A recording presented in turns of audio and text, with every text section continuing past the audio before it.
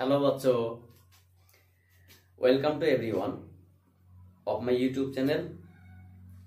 My channel name is DM Physics. Today I want to talk about the new and interesting topic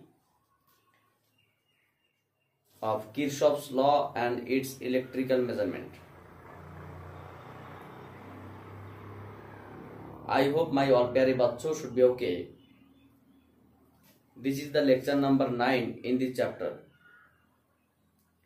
তো যাই হোক, আজকে আমরা এই কারশফের সূত্র এবং তড়িৎ যন্ত্রসমূহের পরিমাপ অধ্যায়ে এই হুইটস্টোন ব্রিজের আর কয়েকটি বিষয় নিয়ে একটু মৌখিক আলোচনা করব। তার কারণ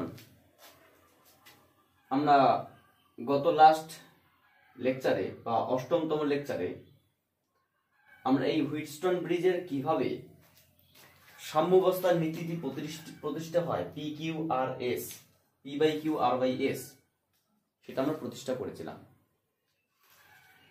আজকে এই ব্রিজের কয়েকটি তত্ত্ব হালকা করে আমরা জানার পর কিছু ম্যাথামেটিক্যাল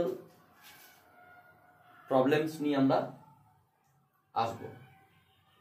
তো প্রথমত আমাদের যে বিষয়টা মনে হতে পারে যে হুইটস্টোন ব্রিজ তো একটা ইলেকট্রিক্যাল ইনস্ট্রুমেন্ট, এটা কিভাবে কাজ করে, বা আরো ভালো করে বলতে গেলে এটা কোন নীতিতে কাজ করে। তাহলে এটা সাম্যাবস্থার নীতিতে কাজ করে। তার মানে P by Q R by S, প্রথম বাই দ্বিতীয়, তৃতীয় বাই চতুর্থ, এই বাহুগুলির রোধের অনুপাত সমান হবে সেই নীতিতে। সেটাকে বলা হয় সাম্যাবস্থার নীতি, বা এটাকে বলা হয় ব্যালেন্সড কন্ডিশন। তো যাই হোক, এখানে আমরা এই P by Q R by S এই সমীকরণটার সাহায্যে আমরা চতুর্থ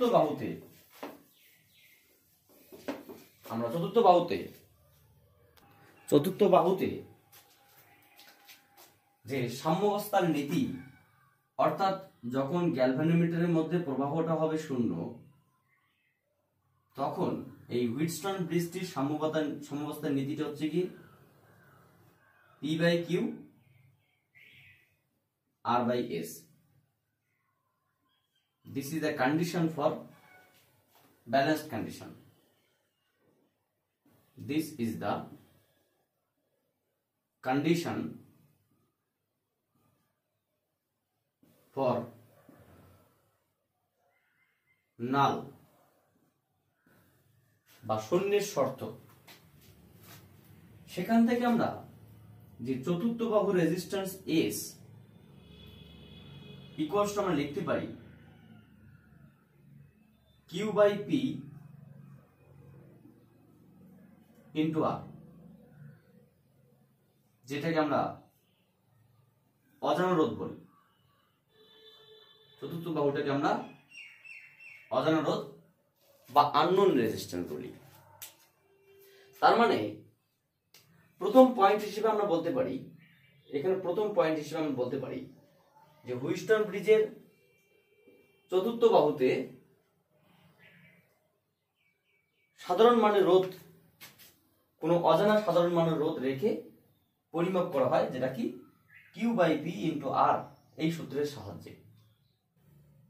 তাহলে প্রথম পয়েন্ট আমরা কি বললাম, আমরা বলতে পারি হুইটস্টোন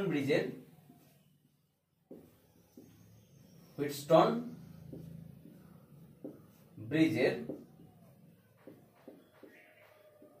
চতুর্থ বাহুতে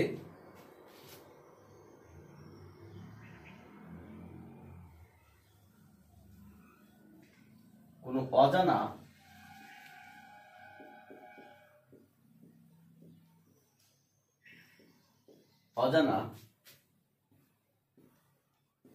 সাধারণ মানের রোধ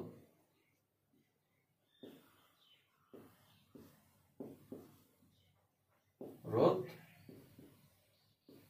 পরিমাপ করতে পারি। পরিমাপ করতে পারি, অর্থাৎ সেটা কি, যে 1 ওহমের থেকে বেশি, বাট এস এর মানটা হবে 1 ওহমের থেকে বেশি, বাট 1000 ওহমের থেকে কম। এটা সেই সাধারণ মানের রোধ। এবার এখান থেকে একটা প্রশ্ন হয় বোর্ড এক্সামে, যে হুইস্টন ব্রিজের সাহায্যে নিম্নমানের রোধ পরিমাপ করা যায় না কেন? হুইস্টন ব্রিজের সাহায্যে, হুইটস্টন ব্রিজের সাহায্যে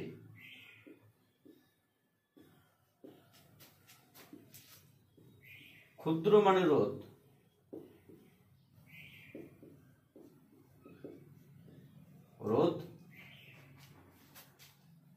পরিমাপ করা যায় না কেন? পরিমাপ করা যায় না কেন, এটা একটা প্রশ্ন। উত্তরটা আমরা বলছি। প্রশ্ন হচ্ছে হুইটস্টন ব্রিজের সাহায্যে, এই ব্রিজের সাহায্যে ক্ষুদ্র মানের রোধ, এই যে আমরা চতুর্থ বাহুতে আমরা রোধ পরিমাপ করছি, সেটা অবশ্যই এই 1 ওহম থেকে শুরু করে 1000 ওহম পর্যন্ত যে কোনো মানে রোধ আমরা পরিমাপ করতে পারি, সেটা অজানা হতে পারে। কিন্তু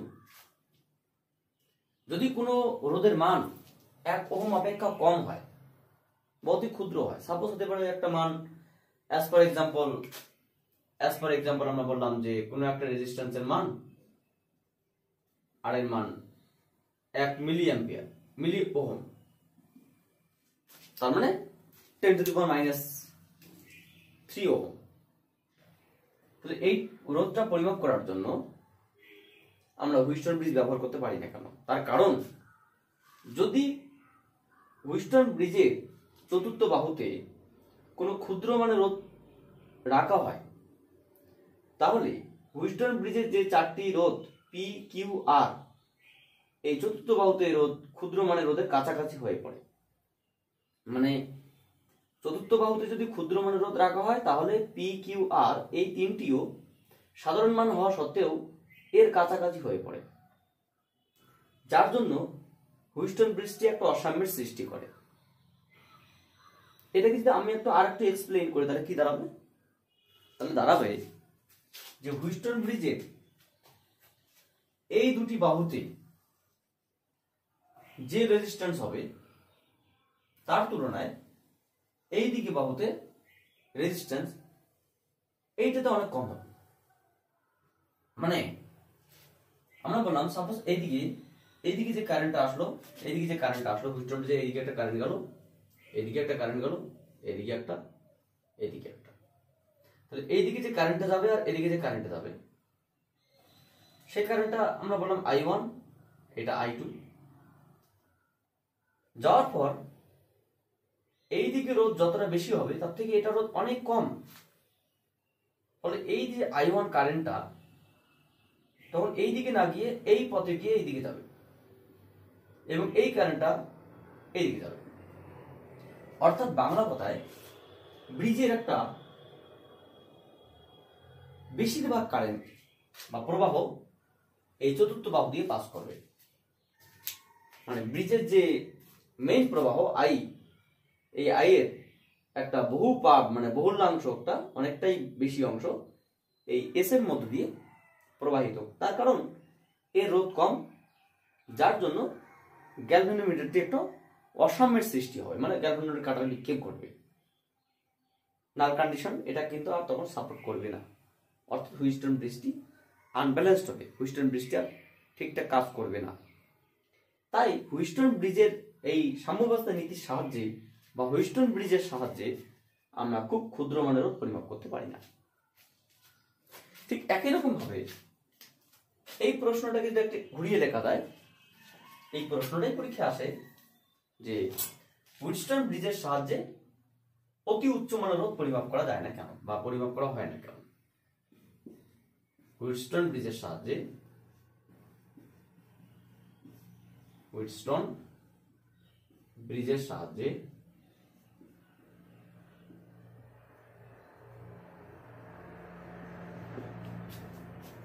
অতি উচ্চমানের রোধ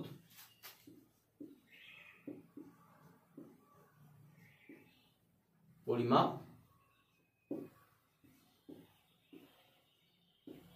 করা যায় না কেন বা করা হয় না কেন, এই প্রশ্নটা আসে। ঠিক একই বিষয় একটু উল্টো ভাবে ঘুরিয়ে বলতে হবে যে হুইটস্টোন ব্রিজের চতুর্থ বাহুতে যদি আমরা একটা উচ্চমানের রোধ ব্যবহার করি, সাপোজ এক্সাম্পল হিসেবে আমরা বলতে পারি যে আমরা চতুর্থ বাহুতে যে রোধটা ব্যবহার করব সেই রোধটা একটা এক্সাম্পল হিসেবে বললাম 1000 কিলো ওহম। তার মানে কি, এমনিতেই ওহম 1000 ওহম মানে তোমার হচ্ছে গিয়ে সাধারণ মানের রোধ, আর তার সঙ্গে 1000 গুণ মানে 1000 টাইম, অনেকটাই বেশি। তাহলে এই উচ্চমানের রোধ যদি আমরা হুইটস্টোন ব্রিজের চতুর্থ বাহুতে রাখি, তার ফলে এই বর্তনীর যে মেইন প্রবাহ আই, তার খুব কম অংশই এই চতুর্থ বাহু দিয়ে প্রবাহিত হবে, খুবই অল্প অংশ, এই মেইন প্রবাহের খুব অল্প অংশই চতুর্থ বাহু দিয়ে প্রবাহিত, কারণ এখানে অনেকটাই জ্যাম, মানে এখানে রোদের পরিমাণটা অনেকটাই বেশি, সেই তুলনায় এই বাহুগুলিতে রোধ কম, কারণ এরা সবে সাধারণ মানের রোধ।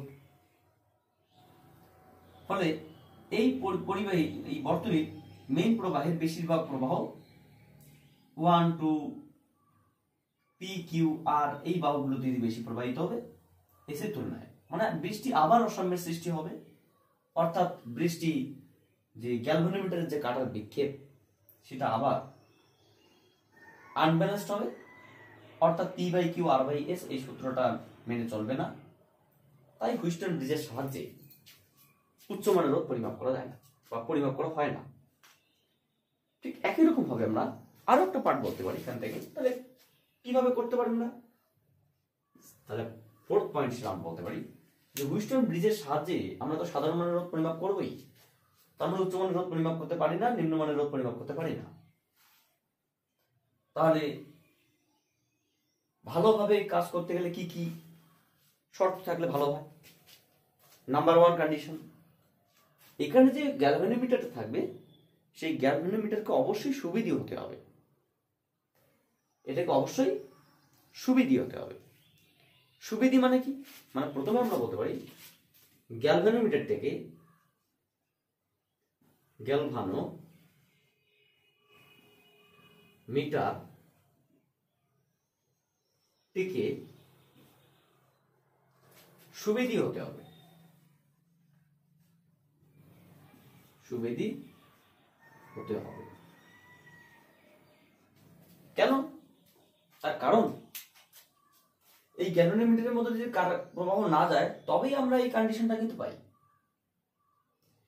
তার মানে ব্রিজের মধ্যে প্রবাহ চলাকালীন যদি গ্যালভানোমিটারের মধ্যে অল্প পরিমাণও কারেন্ট প্রবাহিত হয়, মানে অসামান্য কারেন্টও প্রবাহিত হয়, তাতে যাতে তখন যাতে করে এই গ্যালভানোমিটার কাটার একটা বিক্ষেপ ঘটে, অর্থাৎ গ্যালভানোমিটারের কাজই হচ্ছে গিয়ে তার মধ্যে প্রবাহ গেলেই তার কাটার বিক্ষেপ হচ্ছে গিয়ে দেখানো। এটাই তার তার হচ্ছে গিয়ে আমরা বলতে পারি তার সেন্সিটিভ বা সুবিধি। ঠিক আছে, তাহলে গ্যালভানোমিটারের কাটার বিক্ষেপ ভালো হতে হবে বা সুবিধি হতে হবে। সুবিধি কথার অর্থ হচ্ছে গিয়ে এই গ্যালভানোমিটারের মধ্য দিয়ে সামান্যতম প্রবাহ গেলেও গ্যালভানোমিটারের কাটারটি বিক্ষেপ হতে হবে। আর কি হতে হবে? আর আমরা এই ব্রিজে যে চারখানা রেজিস্ট্যান্স আমরা ব্যবহার করছি পি কিউ আর এস, এগুলো তো সাধারণ মানের হতে হবে 1 নম্বর কন্ডিশন। 2 নম্বর কন্ডিশন আমরা বলতে পারি যে এদের অনুপাত তো সমান হতে হবে। 3 নম্বর কন্ডিশন আমরা বলতে পারি এরা যদি 4টি রেজিস্ট্যান্সে সমান বা প্রায় সমান হয় তাহলে সেটা আরো ভালো হবে। যদি পি এর resistance nearly equals to Q এর resistance nearly equals to R এর resistance nearly equals to S এর রেজিস্ট্যান্স, তখন বৃষ্টি আরো বেশি সুবিধা হবে, মানে বৃষ্টি আরো ভালোভাবে পারফর্ম করবে, ব্রিজের যে গ্যালভানোমিটারটি আরো সূক্ষ্মভাবে কাজ করতে সক্ষম হবে। এগুলো ছাড়াও আরো একটা পয়েন্ট বোর্ড এক্সামে আসে। কি পয়েন্ট? যে গ্যালভানোমিটারের এই হুইস্টন ব্রিজের গ্যালভানোমিটার এবং তড়িৎ কোষটিকে যদি অদল বদল করা হয় তাহলে সেই হুইস্টন ব্রিজের সাম্যাবস্থার নীতির কি পরিবর্তন ঘটবে? প্রশ্ন হচ্ছে গিয়ে হুইস্টন ব্রিজের গ্যালভানোমিটার ও তড়িৎচলক বল এদেরকে যদি অদল বদল করা হয়, অর্থাৎ এ সির আন্ডারে থাকবে গ্যালভানোমিটার আর বি ডির আন্ডারে থাকবে তড়িৎচলক বল, তাহলে এর আগে যেটা আমরা দেখলাম P by Q R by S আসে, নতুন করে যেটা আসবে তাদের কি পরিবর্তন ঘটবে বা তাদের কি সমস্যা ঘটবে? অ্যাকচুয়ালি যখন গ্যালভানোমিটারের মধ্য দিয়ে প্রবাহ বিক্ষেপ শূন্য হয় তখনই আমরা বলি সাম্যাবস্থার নীতি এটা। তাহলে আমরা দুটো স্টেজ বলতে পারি। ফার্স্ট স্টেজ যেটা আমরা যেভাবে কানেকশনটা আছে সেভাবেই দেখলাম। ফার্স্ট স্টেজ যখন ফার্স্ট সেটআপ প্রথম সেটআপ যেটা আছে আমরা সেটা দিয়ে দেখছি, ঠিক আছে। এই অবস্থায় যখন প্রবাহটা শূন্য তখন যে শর্ত সেটা আমরা কি দেখলাম, P by Q R by S, অর্থাৎ যেটা সেটআপ করা আছে সেটাই। সেকেন্ডলি আমরা যেটা চাইছি সেকেন্ড সেটআপে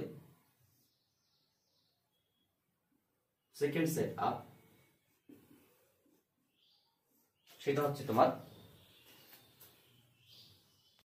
সেকেন্ড সেটআপে যেটা আমরা দেখছি সেটা হচ্ছে কি তোমার এরকমটা। আগে ব্যাটারিটা ছিল এখানে আর গ্যালভানোমিটার ছিল এখানে, আর এখন আমরা এটাকে ব্যাটারিটাকে এখান থেকে চেঞ্জ করে এখানে বসিয়ে দিলাম আর গ্যালভানোমিটার এখানে চেঞ্জ করে আমরা এখানে বসিয়ে দিলাম। তাহলে সেই অবস্থায় আমরা বলতে পারি যে এইদিকে যে প্রবাহটা আসলো মেইন কারেন্ট আই, সেই মেইন কারেন্ট এদিকে I1 এদিকে I2 ভাগে ভাগ হলো, যেমনটা এদিকে কি ছিল I1 I2 ছিল, পরে এদিকে I3 I4, এদিকে I1 I2 I3 I4 এবং এদিকে যাবে। তাহলে এইটা কি প্রথম বাহু হিসেবে কাজ করবে, দ্বিতীয় বাহু, তৃতীয় বাহু, চতুর্থ বাহু। জাস্ট এটাকে অদল বদল করা হলো, অদল বদল করে সেই অবস্থায় আবার যদি তার গ্যালভানোমিটারের মধ্যে কাটার বিক্ষেপে শূন্য হয় তখন সাম্যাবস্থা নীতি কি হবে, Q by S is equals to P by R, Q by S is equals to P by R. আচ্ছা তোমরা একটু ভালো করে ভাবো তো, আমি যদি পি কে এস এর জায়গায় নিয়ে আসি আর এসটাকে বা কিউটাকে আর জায়গায় নিয়ে যাই আর আরটাকে কিউ জায়গায় নিয়ে যাই, মানে এদেরকে অদল বদল করলাম, এটাকে আমি নিয়ে গেলাম এখানে আর এটাকে আমি নিয়ে গেলাম এখানে, তাহলে কি ঘটবে? তাহলে আমরা বলতে পারি অর জাস্ট আর এখানে চলে আসবে, এস পড়ে আছে আর পি এর নিচে চলে গেল কিউ। তাহলে এই জিনিসটা এবং এই জিনিসটার মধ্যে কোনো পার্থক্য নেই, অর্থাৎ হুইস্টন ব্রিজের সাম্যাবস্থার নীতির কোনো পরিবর্তন ঘটবে না। বাংলা কথায় বলতে গেলে এরা পরস্পর এই কর্ণ দুটি এবি এসি এবং বিডি এই কর্ণ দুটি পরস্পর অনুবন্ধী যুগল রূপে কাজ করবে। তো এই হচ্ছে গিয়ে হুইস্টন ব্রিজ সম্পর্কিত কয়েকটি তথ্য, আরো আছে সুবিদিত হওয়ার শর্ত, আরো ছোট ছোট অনেক টপিক রয়েছে, সেগুলো নিয়ে আমরা আলোচনা করছি না, তোমরা এমনি যে কোনো রেফারেন্স বই পড়বে দেখবে, বুঝতে পারবে। আমরা পরবর্তী লেকচারে এই হুইটস্টোন ব্রিজের উপর কিছু বিশেষ নিউমেরিক্যাল প্রবলেম নিয়ে আসবো। So thank you for watching my video and wait for my next class.